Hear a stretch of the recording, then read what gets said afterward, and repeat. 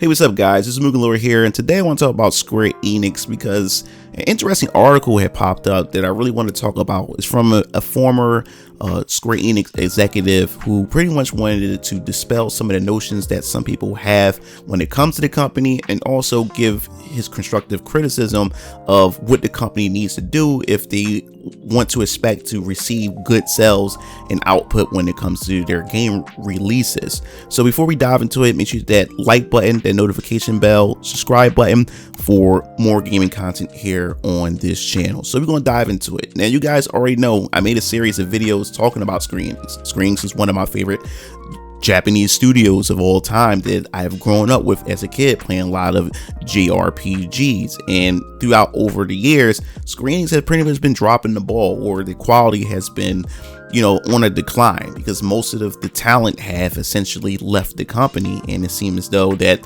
Square Enix has been chasing trends, seeing what Western developers are doing, what's popular in the West, and then they try to create and copy their own version, or they look onto other Japanese studios and try to replicate what they do. When Square Enix has been known to be definers, they are the ones that normally used to set trends and other companies follow after them in their lead, but that haven't been the case throughout the past decade or so. So right here in this article from Axios, there's quite an interesting take and a point of view and perspective that I never thought of when it comes to the company and their decision making. And this is from a former executive named Jacob Novak. And pretty much essentially Axios magazine had an analysis that analyzed the pretty much the current trend, or the current situation with Square Enix, and he wanted to dispel some of those analytical, I guess you say, errors or analytical assumptions. So we're going to dive into it because he made a tweet to follow up on it. So Jacob Novak said,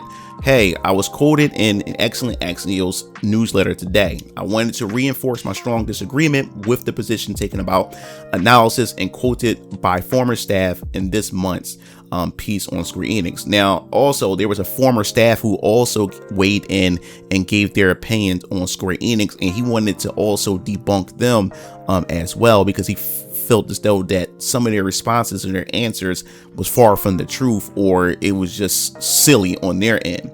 So he starts off saying, "To start, as a reminder, I reported directly to two Square Enix holding CEOs, Yuichi Wada, Yusuke Matsuda, for the better part of a decade, and I ran a subsidiary for them."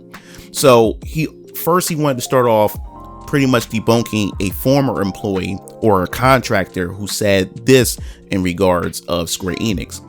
He says that the notion that producers fiefdoms are an issue is laughable, and I'm puzzled by which employees and contractors, and then he quoted that person, spoke to that would give this position. So he essentially responds by saying that the company's success are thanks to their producers. It is a driven company. This means Square Enix lives or dies on their success. But I will also argue that the opposite, committee-driven game products, are the worst. And that makes it a perfect case right here. It's because, see, when it comes to producers are like movie directors. Most people know when you see a movie, it will say a movie produced by, I would say, Christopher Nolan or Martin Scorsese.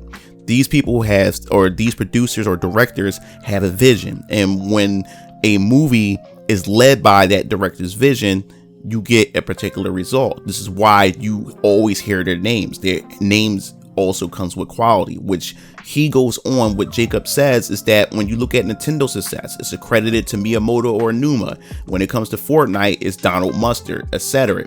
Games are driven by producers' visions, and they're saying that when a game is driven by the producer and you leave it to the producer, you get better results, opposed of when you leave it to a committee and you leave it to the top committee to be able to decide on the product of the game or the direction of the game, you normally get trash. And that's what we're seeing here. So then we also talked about, and this is what I found so interesting, is the fact is that we talked about the failures of, and many people mentioned that Square Enix were putting out mid titles or different titles other than Final Fantasy and Dragon Quest, and a lot of them didn't hold up too well in terms of sales, and many people had criticized them for that, or they put the sole blame on these sales to the reason why Final Fantasy 16 didn't do too well. And he wanted to also dispel that. So he says, yes, Square Enix has several games that were poorly reviewed. Sometimes you take a swing at new IP and you miss. To not try to make new IP is worse. All we get is sequels. We should laud them for trying. And I said that myself. I said in the previous video that, I enjoyed everything that wasn't Final Fantasy last year. We talked about it before, where I talked about Star Ocean, The Divine Force. And I also talked about Alive remake and Theophil Chronicles. I enjoyed all three of those titles, and they weren't Final Fantasy. And yes, in some cases, some of them didn't sell too well, but for them to just totally abandon it and not give it another try, I think that would be the worst case to ever happen. And we talked about in a video that Square Enix was considering of just sticking to just AAA and just not focusing on mid-sized titles, and I think that would be the wrong direction to go to. And like he said, like sequels, just having sequels of the same franchises is not a good idea. He said this is an example of what a diversified profile looks like when you have different titles. And that's why I enjoyed last year when it came to Square Enix. They was just dropping titles left and right that I really enjoyed. That just took me back to the old Square Enix day. Now, will they always be successful? No. But the fact is that they try to do something different. Yes, I really have respect for that. So then he goes on to say this, because this is something that I didn't take into perspective. He quotes, I quote, he says, "What is the correlation between previous titles failing to sell and Final Fantasy 16 sales? None. There's no fan that said, man, Babylon Falls was poorly reviewed. I guess I won't buy Final Fantasy 16 because of that. This is a nonsense logic. It is not how brand works in games.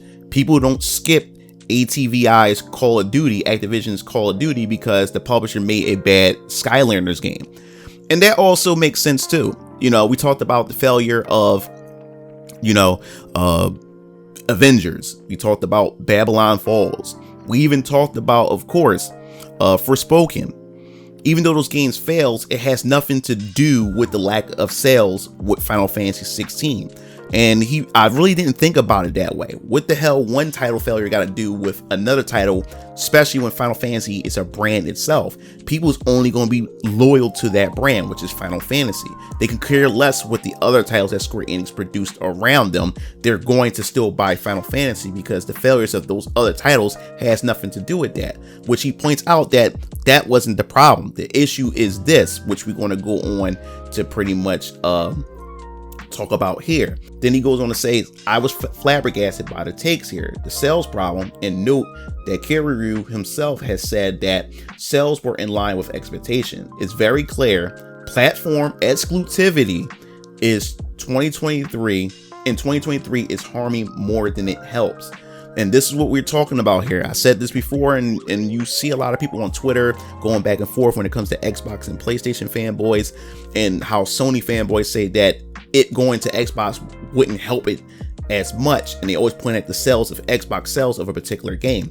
But Novak is pretty much saying that no, this is still important. Going multi-platform helps the game in the long run.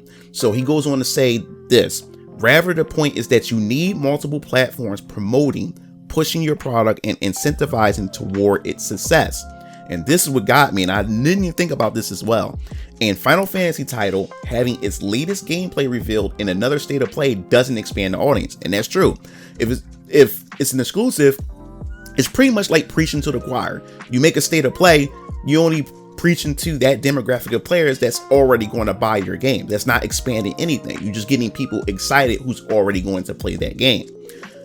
Then he goes on to say, "But Xbox putting out billboards for your title in Times Square can drive more awareness, even if it probably leads to sales on PlayStation rather than Xbox. This is still good for Square Enix." Now, a lot of people, especially Sony fanboys, was laughing at this, saying that even if Microsoft does this, they will still go out and buy for PlayStation instead of for Xbox. And what Novak is saying, that doesn't matter. The fact is that you want to get sales for that game. So even if Microsoft have the game on their console and they advertise it, and people go out and buy the PlayStation version, that just means it's more sales for that particular title, and that's what they're looking for. They're not looking for rather the sales are going to be high for a set console. They want to see that game sell. And if Microsoft putting it out and no one really buys it for Microsoft, but it means more people buy it on PlayStation, in terms, it brings more awareness to that brand. It's all about bringing awareness to that brand, and eventually you'll start seeing a growth in the Xbox version of that game if they continue to go down the trend of putting more games on the Xbox. Eventually you will start to see the growth. But if you constantly keep making exclusive, which Square Enix constantly keep finding themselves doing, and this is where they have the issues when they're not meeting expectations when it comes to their profits or their quarter meetings, where they say, hey, like, yeah, this game Final Fantasy 16 met expectations, but it wasn't enough for the overall profitability for the company, especially after their value went down by $2 billion, which we talked about in the video previously. But in order to counteract that, they have to start going multi-plat. And that's what they need to do, instead of just trying to keep it exclusive on the PlayStation, because that's hurting them more than anything. And brand loyalty is important. And brand loyalty has no bearings on the success or failures for all the other titles that isn't that brand. And I never thought about it that way. So he did open my mind and my perspectives to certain things, because I can admit that even I was pointing at the failures of other Square Enix titles to point at why Square Enix didn't do too good with Final Fantasy 16 or whatever other titles that they, are coming up with. But it makes sense. If you're only loyal to that brand, it doesn't matter other games that surrounded that failed, that's not that brand.